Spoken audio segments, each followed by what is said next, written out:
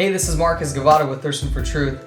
A lot of people are really shaken up about the Supreme Court ruling on marriage, so I thought I'd come out on behalf of Thirsting for Truth and offer some of my thoughts on the matter. The biggest reason I wanted to create this video is because I know that this issue has and will cause a lot of division between friends, family members, and co-workers.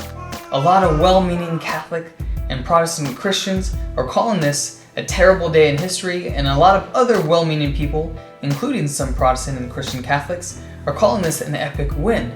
I want to offer some thoughts on the matter that I think both sides will appreciate.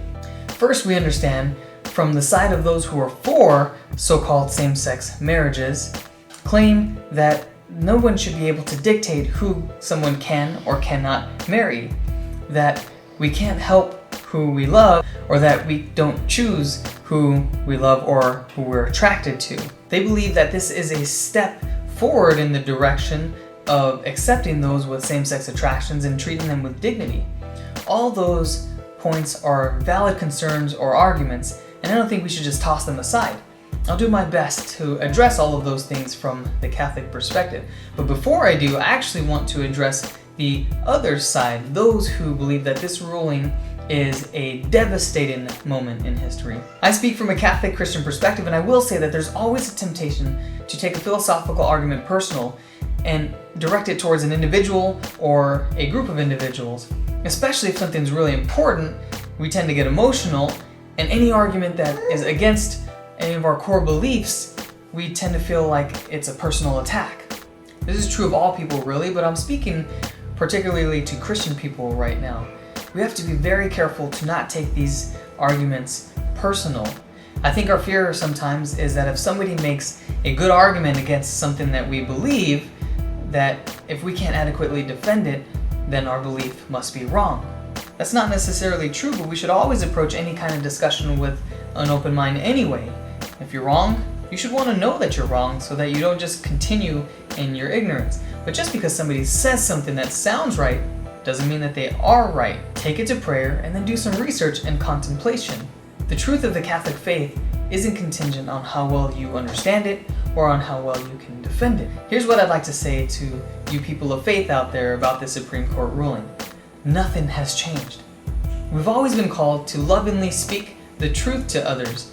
We've always been called to demonstrate the glory and the joy of God's plan for sex and marriage. If anything, this ruling is actually doing us some good in that it's helping us to engage in that dialogue with people on the opposite side of the table so that we can show them why we believe what we believe. Try to resist getting caught in firefights where each side is just trying to take shots at the other and not really listening to the other side. It's with this attitude that I enter into the next part of my video, which is aimed towards those who believe that supporting so-called same-sex marriages is an act of love and that to not support it is an act of bigotry. Let's first talk about why this is an issue for people of the Catholic faith. And I can understand from the outside looking in, it seems like a no-brainer. Two people love each other, they want to marry. What good would it do to try and stop that thing? Or who would believe that not supporting that is actually a good thing? Well, I think part of the reason that we have such a hard time with the idea of not supporting same-sex marriages is that we see people hurting, and our natural response to that is we want to help. Many people honestly believe that supporting a same-sex relationship of a sexual nature is a solution to the problem of that pain felt by people with same-sex attraction. To help you understand from our point of view, our belief is that this is not only not a solution, but this will cause even more problems for the person. Think about it. If you knew something wasn't good for someone else, if you knew, or at least if you felt you knew it wasn't good for them, how hard would it be for you to tell that person that it is good for them? This is our dilemma. We can't tell people that we think something is good for them if we believe that it's not good for them. Let's look at an analogy.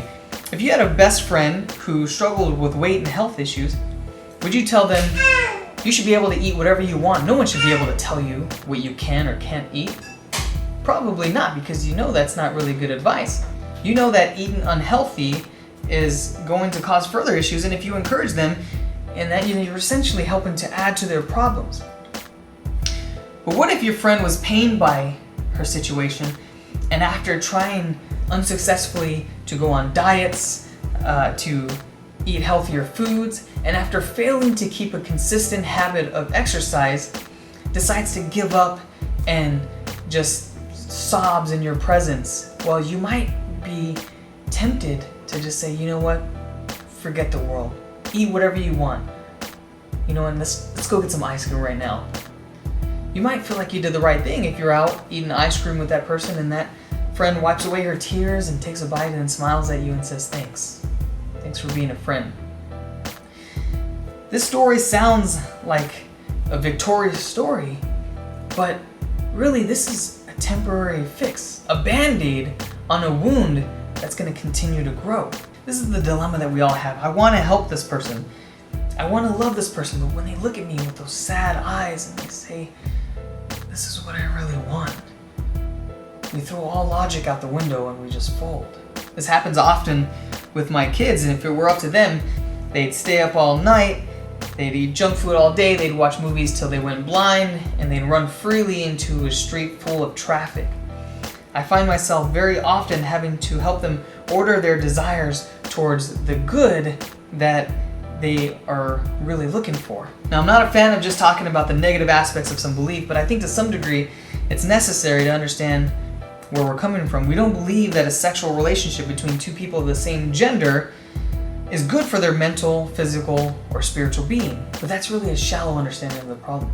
As Christians, we aren't just against gay marriage because we believe it's bad for you.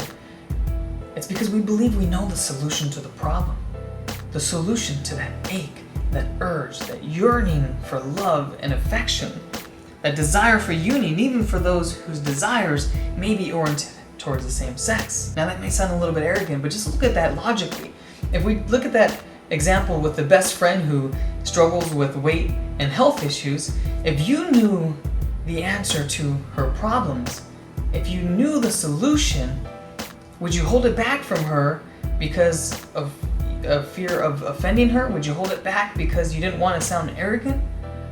Or would you lovingly tell her the truth because you knew it was what was best for her? I think the loving thing to do in any situation is to speak the truth to people, always in a loving way. I wouldn't tell that friend, just forget the world, go eat your ice cream, do whatever you want. That's an easy way out for a friend. The hard thing to do, but the thing that the real friends would do, is say, hey, I know it's difficult, I know you're struggling, and I know you're hurting, but don't give up. Don't give up. I promise you, there's a light at the end of the tunnel, and if you keep pushing, if you keep going, you'll get there. You are worth that prize, that goal. Don't give up on what you know you deserve. Keep going, keep pushing, keep moving forward. I believe in you, I have confidence in you. That's what a real friend would tell somebody who struggles with anything. We are tempted to offer the easy way out, to offer the temporary satisfaction, but we need to not be afraid to challenge people. Loving somebody doesn't simply mean telling them what they want or giving them what they want. Sometimes it means challenging them to be better. So if the Catholic Church claims to have the solution, then what is it? Well, let's first make sure we properly define the problem. You see, the Catholic Church doesn't teach that our desires are the problem. How we choose to act on the desires is what can be problematic. Those urges, those desires for union, for love, for touch, for affection are good. They're very good, and we shouldn't try to stifle them or deny them. The Catholic Church teaches that sex and marriage is meant to be an image, a sign of the love and nature of God. Those who enter into a marriage are supposed to be witnesses of the nature and love of God. Let me explain what I mean. We understand God as a trinity of three persons, Father, Son, and Holy Spirit. God the Father offers himself as a gift of love to the Son. The Son opens himself to receive the love of the Father, and he offers himself back as a gift of self-sacrificial love to the Father. And the two exchange a love that is so powerful and so real that their love is another person. And that's the Holy Spirit. They are three different, distinct, unique persons, yet they are one God. this is confusing and you're wondering where I'm going with this, let me break it down to you in this way. A man offers himself as a gift of love to a woman. And the woman opens herself to receive the love of the man and then gives herself back as a self-sacrificial donation to the man. And the two love each other so powerfully, and their love is so real that in 9 months, their love can be another person. 3 different, distinct, unique people, but one family. This is how we come to understand God. This God is a family. 3 persons, but one family. We image God in our sexuality, in marriage, in the family. We image God who is family. When we rightly image the love of family, we witness to the world the nature of God who is familial love. When we fail to image this sort of love, we witness something very different to the world. It's not hard then to believe why in a world that is so rampant with divorce and broken families, atheism is so popular. The issue with same-sex relationships are not that they're different or that we just haven't come to accept them or to accept people who are different from us. The issue is that sex is such a powerful and volatile vehicle, and it needs to be handled very carefully and properly. If marriage was pointing us in the direction of learning to live and love like God, think of sex as the horsepower that projects us forward at 200 miles an hour. And just like with a real car, any kind of deviation from the path or the road can cause massive consequences. Even the slightest turn of the wheel can put us straight into a wall or cause us to spin out of control. You can't just say drive how you want, because people who drive fast and reckless can be a danger to others on the road. Sex and marriage are a crucial part of our culture.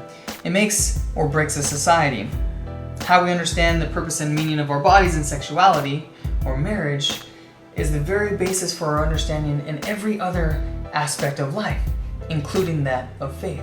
It's the very way or basis of how we understand God. Sexual desire is the horsepower of love. It pushes us, it motivates us, it moves us to do amazing things. Conversely, if those powerful sexual desires become disordered, we can often do very terrible, very heinous, and inhumane things. What's at stake here is not the question, who are we to tell others who they can't marry? The question is, what exactly is marriage and what is its purpose? There are many different opinions on the purpose and meaning of sex, and our culture right now is exploring a lot of different ways to define the proper meaning and usage of our desires. It's like experimenting with volatile chemicals and just mixing them and matching just to see what happens. This sort of experimentation is likely to end up in explosions. In my own personal experience, when I lived a lustful lifestyle, I experienced a lot of these kind of explosions. We should approach the situation as a scientist and treat sex as a volatile chemical that must first be properly understood before we start to experiment. Try to understand that I'm contending here with the philosophy of so-called same-sex marriage and not taking aim at individuals. We both agree that that's wrong. Please don't misunderstand me. When it comes to an individual, I have no judgment. Each person is unique and has a unique set of circumstances, and I have no authority or desire to judge any individual. We don't always choose how we feel or sometimes who we're attracted to. There is a great mystery in the same-sex attraction, and it does us no good to try and deny that some people aren't attracted to members of the opposite sex and are attracted to members of the same sex. However, we do have a choice in how we act upon our feelings and our desires. It's not a good idea to buy into the logic that if we feel it, then it must be good. We don't always desire things that are good for us. However, our desires are always in search of some good that we're created for. Every one of your desires has at its root some good. I often experience sexual attraction towards women who are not my wife. At those moments, I have the opportunity to allow my desires to become disordered or to order those desires in a right way. I can still love them and allow those desires to help me to enter into powerful contemplation about the beauty of women. I can gaze upon them and their beauty and allow that to move me into a powerful prayer and meditation about God's plan for sex and marriage. Beauty and desire were created by God for a reason, for our benefit.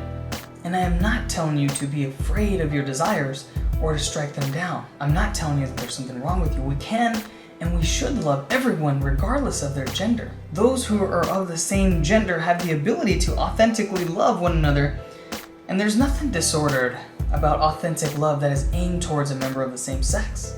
We all have the opportunity to do great things with our sexual desires. That ache, that hunger, that yearning for union with another person is good, and it's given to you by God.